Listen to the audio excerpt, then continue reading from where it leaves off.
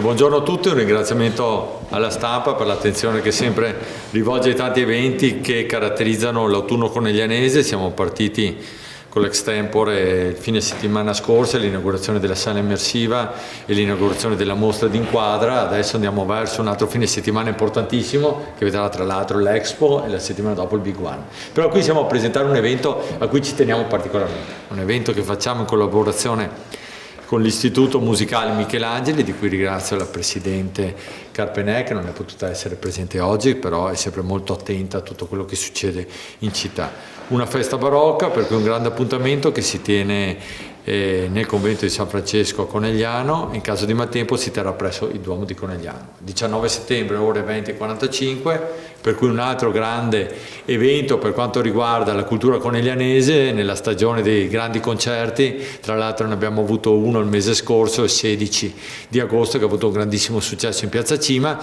So che andiamo verso il tutto esaurito, quasi 400 persone anche per questo evento a San Francesco, per cui direi veramente una stagione che si protrae in una direzione che vogliamo vedere di cultura coneglianese importante, ed anche un'attenzione dei cittadini, non solo coneglianesi ma di tutta la provincia e della regione, verso questi grandi eventi che si fanno.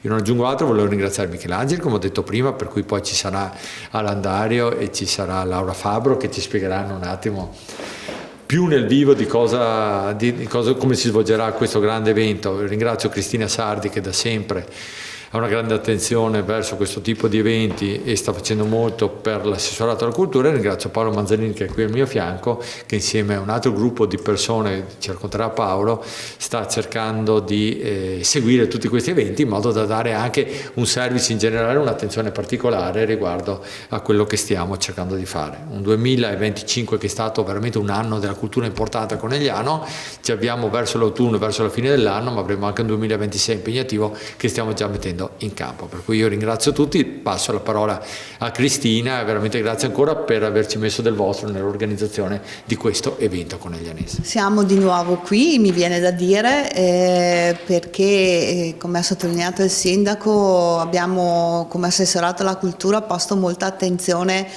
al settore musicale, portando a Conegliano molti bei concerti di alto livello, non che prima non si facesse musica, ma diciamo che abbiamo aggiunto un mattone in più, un tassello in più per migliorare la qualità di questi eventi, e diciamo che una festa barocca si inserisce a pieno titolo in questa tipologia, perché l'orchestra, lo diranno poi gli addetti ai lavori che sanno più di me, ma è un'orchestra di altissimo livello che ha accettato di venire a Conegliano, e io spero veramente che l'impostazione che è stata data da questa amministrazione possa continuare, perché la richiesta di musica di alto livello c'è nei cittadini. Abbiamo avuto con la continuità abbiamo avuto un ottimo riscontro, e quindi grazie a tutti quelli che ci hanno aiutato, e spero che potremo continuare su questa strada. Sicuramente a dicembre avremo un altro bellissimo concerto per fare gli auguri a tutta la cittadinanza, gli auguri di un bel Natale, e avanti così. Grazie a tutti. Tra l'altro mi sono dimenticato di fare dei ringraziamenti particolari. Uno alla Fondazione Oltre il Labirinto, che è sempre vicina a tutte le famiglie che hanno problemi o seguono la questione dei ragazzi autistici, e devo dire grazie al presidente Paganese, presidente onorario Alberto Cais, e questa serata sarà dedicata anche a loro. Ci sarà un intervento da parte del Presidente che ci permette la sensibilizzazione rispetto a questo tema, e anche magari una piccola raccolta fondi, perché ricordo che il concerto è gratuito, una piccola raccolta fondi che verrà proprio destinata a loro. Ringrazio anche gli sponsor, perché sono fondamentali, in questo caso 2 sponsor istituzionali del nostro territorio, per cui Asco Piave e la Banca Prealpi San Biagio. Come rappresentante dell'associazione Avanti Tutta e del gruppo consigliare di Avanti Tutta, appunto, che ne è l'espressione politica, mi aggiungo anch'io come prima cosa ai ringraziamenti, oltre agli sponsor, all'amministrazione, agli uffici. Oggi abbiamo qui la nostra Angela Buso, il cui supporto è preziosissimo, E io rappresento anche il gruppo di volontari che effettivamente poi si dà da fare per portare l'organizzazione questi eventi. Sottolineava prima giustamente Cristina che questa volta, così come il concerto che abbiamo fatto metà estate, avremo un'orchestra ed un programma veramente eccezionale, poi tecnicamente ci racconteranno Alan e Laura, e quindi l'occasione è anche veramente quella di ringraziare anche i volontari, lo stesso Vive TV che è il nostro partner per le riprese video e tutta la parte della comunicazione. Per quanto riguarda la cittadinanza, io vi invito veramente tutti a venire venerdì, perché per chi è avvezzo magari un po' di più alla musica classica, l'orchestra è di livello e quindi sarà un'occasione per ascoltare dei musicisti, un programma eccezionale. Per chi invece ha meno familiarità è semplicemente anche una buonissima occasione per imparare a conoscere una musica particolare come la musica barocca e ad esempio per vedere dal vivo un clavicembalo, che non è uno strumento che si vede frequentemente nei concerti, quindi può essere anche quello un motivo di curiosità di avvicinarsi a un mondo che noi cerchiamo di proporre e di tenere elevato. Io vi parlo un attimo dell'orchestra e del programma che verrà eseguito. Intanto stiamo parlando della Venice Baroque Orchestra. Il direttore e fondatore è il maestro Andrea Marcon, da 1997 ha fondato questa orchestra. È un ensemble con dei musicisti veramente di prestigio, grandissimi professionisti. Tra l'altro usano strumenti d'epoca, solito per la musica barocca, ecco. Questa orchestra viaggia il mondo, nel senso che è invitata a tanti festival ed fa tanti tour in giro spazia, dall'America alla Cina, tutta l'Europa, in Corea è stata invitata in tantissimi festival e si avvale sempre di musicisti di primo ordine. Io passerei un attimo al programma che verrà eseguito. Allora, verranno presentati 3 concerti di Vivaldi, uno in sol minore per 2 violoncelli, arco e basso continuo. Posso elencare, se volete, anche i 2 solisti che suoneranno, saranno Tofano e Libau. Un concerto sempre di Vivaldi in sol maggiore per 2 violini, archi e basso continuo con Sedona e Zanocco, e un concerto in do maggiore per flautino, archi e basso continuo, dove c'è Irene Libau che fa da solista col flautino. Poi il programma prosegue con un concerto grosso di Francesco Gimignani, La Follia, in re minore.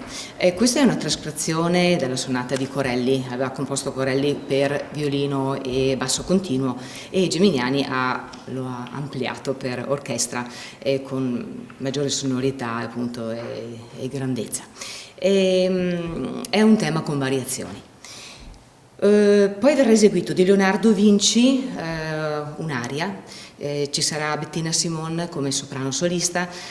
Quest'aria è Tu mi tradisti ingrato ed è tratta dall'opera Gismondo, re di Polonia. Un'altra aria verrà eseguita dall'opera Artaserse di Riccardo Broschi. Forse è più conosciuto il fratello di Riccardo Broschi, Carlo Maria, che è conosciuto col nome di Farinelli, tutti quanti lo ricordiamo, esatto. E comunque, quest'aria che verrà cantata sempre da Bettina Simon ha una difficoltà molto elevata, perché la musica barocca non è per tutti.